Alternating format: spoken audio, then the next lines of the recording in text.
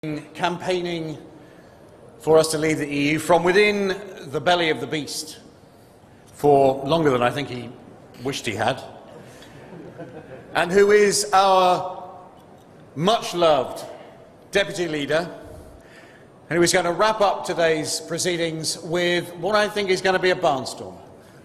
Ladies and gentlemen, please give a huge welcome to Paul Nuttall.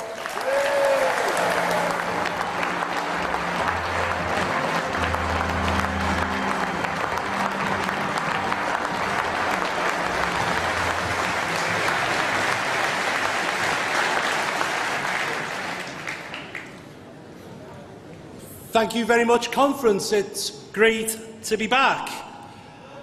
Well, if some of the press were to be believed, then this hall was going to be half empty today, wasn't it?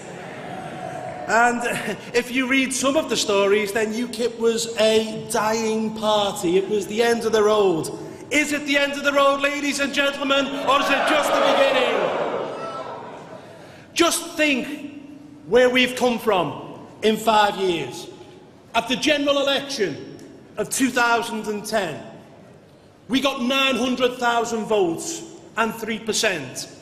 5 years later, we have got 14% of the vote and 44 million votes in the bag. And what have we achieved in between? We've gone from single-digit councillors in 2010 to 500 councillors now today.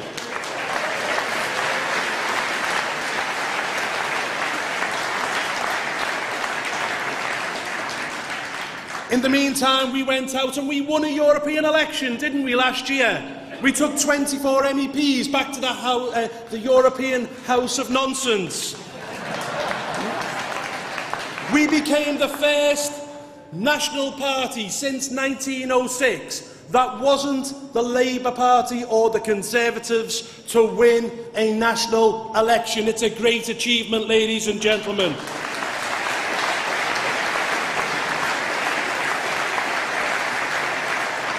And most importantly today, we forced the Prime Minister, against his will, to offer us a referendum on our membership of the European Union.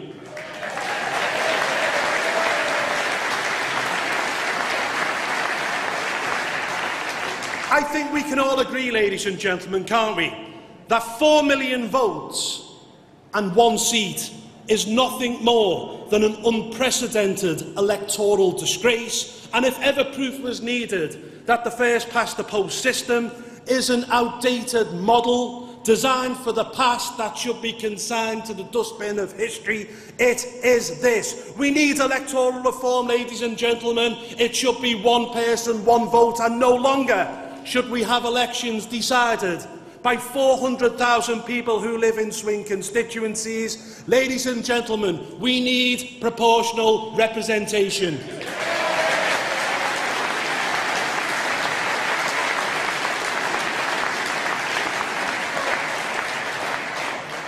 But of course, every cloud has a silver lining, and the silver lining is that referendum. It is the opportunity for us. It's a window that I believe we as a party must jump through. Politics is coming onto our turf. It is the reason why we were created in the first place, to get ourselves out of this organisation. And it is no time to sit on the fence. In politics, ladies and gentlemen, the early bird catches the worm. We must start campaigning, and we must start campaigning now. We must not wait for Dave's renegotiation. And by the way, what is he renegotiating? As far as I can see, it amounts to nothing. He's not calling for us to control our own borders once again. He's not calling for us to regain our own fisheries. And he's not even calling for a reduction in our membership fee. He will come back, ladies and gentlemen, and try to sell us a pup. We will not be fooled. We must begin campaigning today, because if we do, I genuinely believe we will gain momentum and we can win.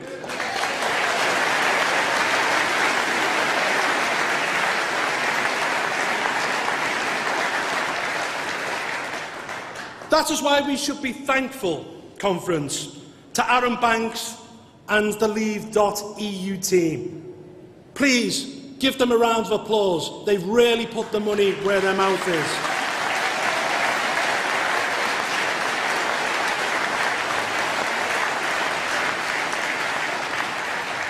These guys have brought together a disparate group of organisations who've campaigned against our membership of the European Union for 25 years now. Global Britain, the Democracy Movement, the Bruges Group, the Campaign for an Independent Britain.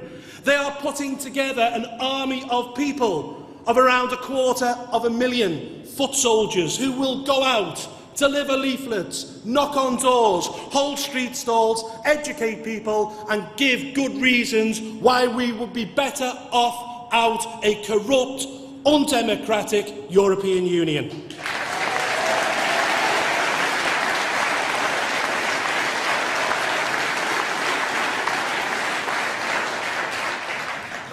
So rather than us being a party of the past, rather than us being a dying party, as some in the press would like to see, this is our time.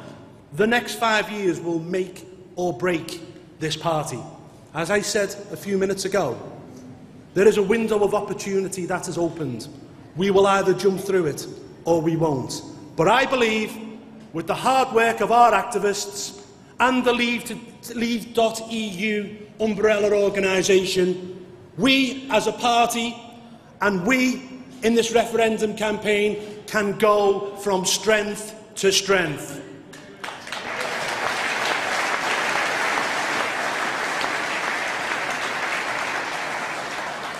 Now let me please mention the migrant crisis.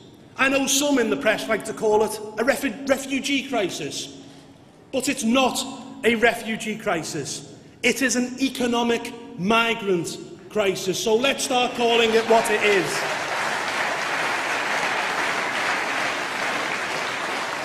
And it's not just me saying this. Robert Fico, the Prime Minister of Slovakia, said that he believes that 95% of the people who are coming to Europe are not genuine asylum seekers, they're economic migrants. And indeed Eurostat, the European Union's own statistic gathering body, said that 85% of the people who are coming are not coming from war-torn Syria, they're coming from places like Pakistan, Albania, Afghanistan, Nigeria. These are people who are leaving poor countries to come to rich countries. They are not, in many cases, genuine refugees. Now, I've heard some people say today that UKIP's language on this issue is inhumane somehow. Inhumane. I tell you what, the most inhumane thing that's happened during this crisis was when Angela Merkel and the Swedish government said, the doors are open, everyone come, and all they've done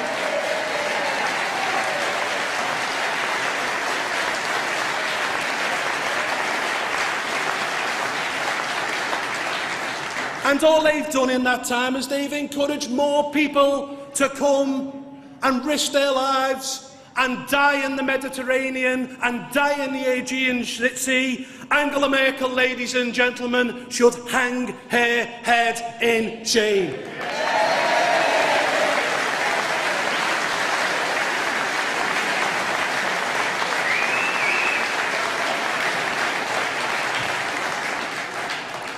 And I ask, what are the other countries doing outside the EU? And I specifically mean the rich Arab Gulf states. What is Saudi Arabia doing? Nothing. What is Kuwait doing? Nothing. What is the United Arab Emirates doing? Nothing. What is Qatar doing? Nothing. These countries have not even allowed in one single refugee, although Saudi Arabia has offered to build 200 Wahhabi mosques in Germany. Ladies and gentlemen, let me be clear. There is no place on the continent of Europe for inhumane, illiberal, intolerant Wahhabism. And there is no place in this country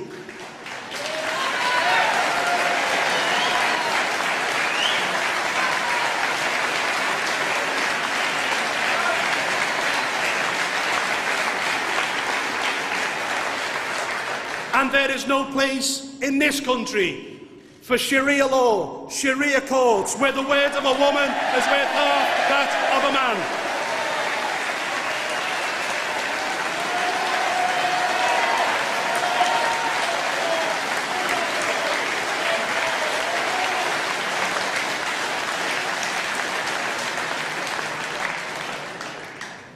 Now please indulge me for a couple of seconds when I hop on my hobby horse.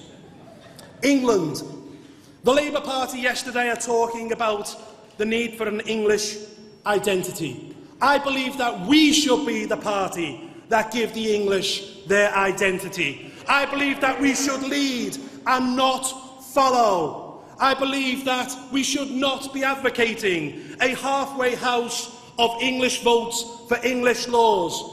It throws up more questions than it gives answers. If we want to save our union, the union we all love, the union that has given us peace and prosperity for 300 years, then we must give pride back to England. That means we must rebalance our union, and that means a real, fully fledged English Parliament for the English people.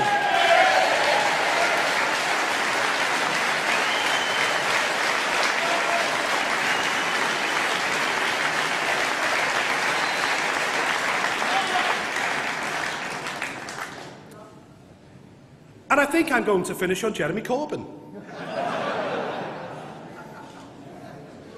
I mean, it's unbelievable, isn't it? I mean, come on. Who on earth would have believed the day after the general election that the Labour Party would enter into a summer of self-indulgent self-flagellation and end up with a leader like Jeremy Corbyn? This is no working-class hero, ladies and gentlemen. This is what we call a London trendy.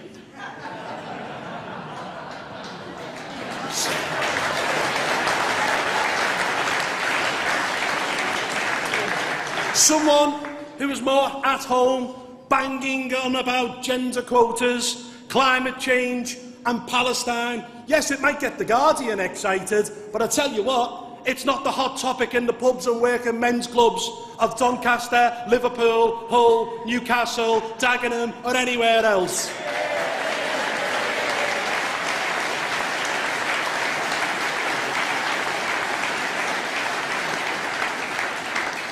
And he offers us a fantastic opportunity. The patriotic, old working class people will not go out and vote for a party which is led by a man who says nice things about the IRA, that wants to give the Falklands back to Argentina, and least of all, will not sing the national anthem. We as a party have an opportunity with the Labour Party led by Jeremy Corbyn to sweep to victory right across the board in working class areas. UKIP must position itself and make itself the champion of the working class here in Britain today.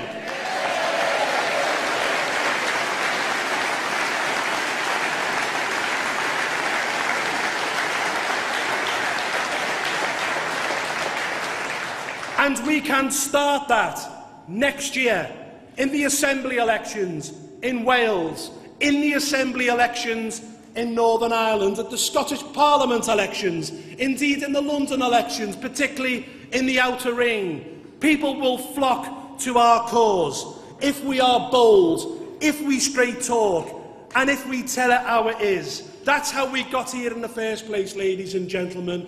We mustn't tone down our language. We mustn't change, because if we do change and begin to sound like the rest, then this party is finished, and I will never allow that to happen.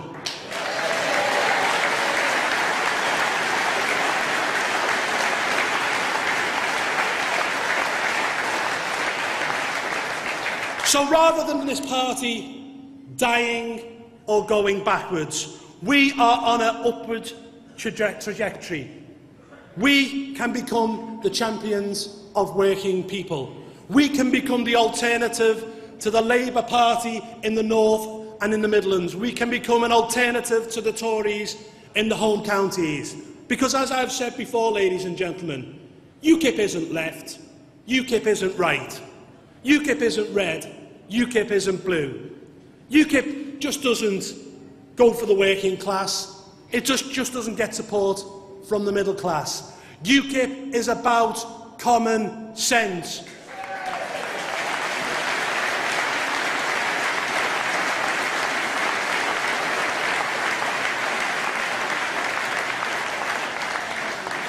We want to ensure that we put British people first. And nowhere more so than the best example I can think of is foreign aid. We're sending £25 million every single day out in foreign aid. We're giving foreign aid to countries that are richer than ourselves. Countries like Brazil, like China, like India.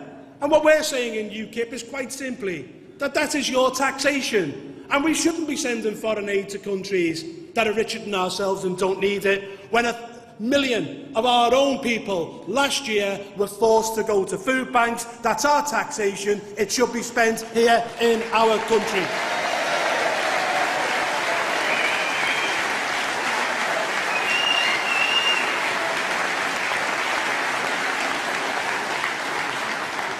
We're the ones talking common sense on immigration. Only a few days ago, it was announced that 558,000 people came to this country last year alone. That was up 24% on the year before. That is unsustainable, ladies and gentlemen. We cannot cope. It is driving down the wages of working class people, and the way it must be stopped and the way it must be prevented is an Australian points-based system where we have the ability to say who we want and who we don't want to come into our country.